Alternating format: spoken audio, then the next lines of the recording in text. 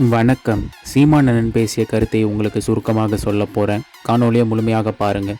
சீமானண்ணன் கூறியவை: கல்லூரிக்கு போகும்போது கல்லை குடிச்சிட்டு போனவனை பார்த்தியாடா? நான் தான்டா.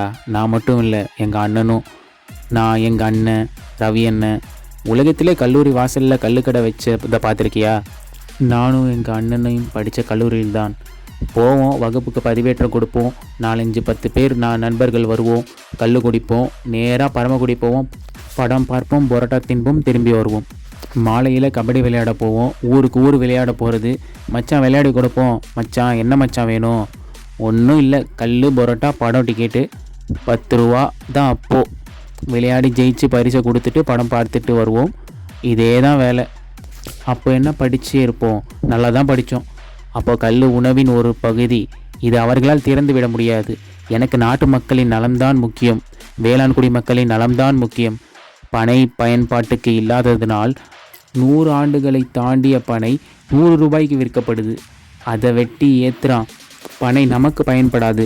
நான் வெட்டி வச்சா என் பிள்ளைகளுக்கு தான் பயன்படும், நம் சந்ததிக்கு தான் பயன்படும். மற்ற எல்லா மரங்களிலும் நாம் பயன் அனுபவிக்க முடியும், பனையை அனுபவிக்க முடியாது.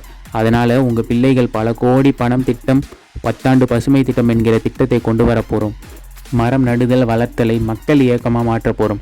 என் பள்ளி பிள்ளைகள், கல்லூரி பிள்ளைகள் 10 மரங்களை நட்டினால், வளர்த்து விட்டால் 10 மதிப்பெண் கூடுதலாக போடணும். பிராக்டிக்கல் மதிப்பெண். 100 மரங்களை நட்டுவிட்டால் சிறந்த தமிழ் தேசிய குடிமகள் என்ற விருதை கொடுத்து ஊக்குவிப்பேன். இவர்களைப் போல கள்ளச்சாராயம் குடித்தவர்களுக்கு 10 லட்சம் கொடுக்கும்போது 100 மரம் கன்றுகளை நட்டின என் பிள்ளைகளுக்கு 10 லட்சம் கொடுக்கக்கூடாதா? கொடுப்பேன். க்ளீன் இந்தியா கொண்டு வந்த மோடி போல கிரீன் இந்தியா மாதிரி பசுமை தமிழ்நாடு கொண்டு வந்து நாட்டை வளர்த்து பச்சை போர்வையால் என் தாயகத்தை போத்துறானா இல்லையான்னு பார். அதுக்கெல்லாம் என்ன இருக்கணும்? அன்பு இருக்கணும், மண்ணை நேசிக்கணும். இது மண்ணல்ல என் தாயின் மடி என்ற புரிதல் இருக்கணும். இது பூமியல்ல என் சாமி, இது நிலமல்ல என் தாய் என்கிற எண்ணம் வந்துச்சுன்னா நீ நேசிப்ப. அதை புரிந்து கொண்டு என் அன்பு தம்பி தங்கைகள், அறிவார்ந்த பெற்றோர்கள், உங்கள் பிள்ளைகள் எங்களுடைய ஆதங்கத்தை, ஆழ்மனதில் எங்கள் கிட்ட இருக்கிற இந்த ஆர்வத்தையும், இந்த மண்ணையும், இந்த மக்களையும் நாங்கள் நேசிக்கிற எங்கள் நேசத்தை புரிந்து கொண்டு உங்கள் மதிப்புமிக்க வாக்கை எளிய மக்கள் எங்களுக்கு செலுத்தி வெற்றி பெற செய்யுங்கள். அவர்களின் வெற்றி வழக்கமானது, எங்களின் வெற்றி வரலாறு புரட்சிகரமானது. என் தங்கை அபிநயா வெல்வது என்பது பெரும் மாறுதல். பெரும் பலத்தை, அதிகாரத்தை, பணத்தை வைத்தும் வென்றுவிட்டார்கள்னா இது எப்படி இருக்கும்னு பாருங்க. இதுதான் தலைகீழ் மாற்றம். அந்த மாற்றத்திற்கான விதையை இந்த மண்ணிலிருந்து ஊண்டுங்கள். என் அன்பு மக்களே, ஒற்றை விரலால் இந்த உலகத்தை திரும்பி பார்க்கிற புரட்சியை நீங்கள் செய்ய முடியும்.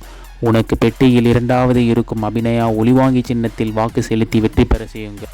இது என்னுடைய வெற்றி, என் தங்கையின் வெற்றி, நாம் தமிழர் கட்சியின் வெற்றி என்று பார்க்காமல் உங்களின் வெற்றி, தன்மானமிக்க பேரினத்தின் மக்களின் வெற்றி என்ற கருத்திலே நீங்கள் இந்த தேர்தலை அணுக வேண்டும். மைக் சின்னத்தில் வாக்கு செலுத்தி என் ஆருயிர் தங்கை அபிநயாவை வெற்றி பெற செய்து தமிழக சட்டசபைக்குள் அனுப்புங்கள். இந்த நாட்டின் நல்ல எதிர்காலத்தை உருவாக்குங்கள்.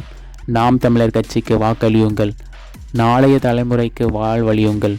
புரட்சி எப்போதும் வெல்லும். எங்களின் வெற்றி அதை சொல்லும். இலக்கு ஒன்றுதான், இனத்தின் விடுதலை.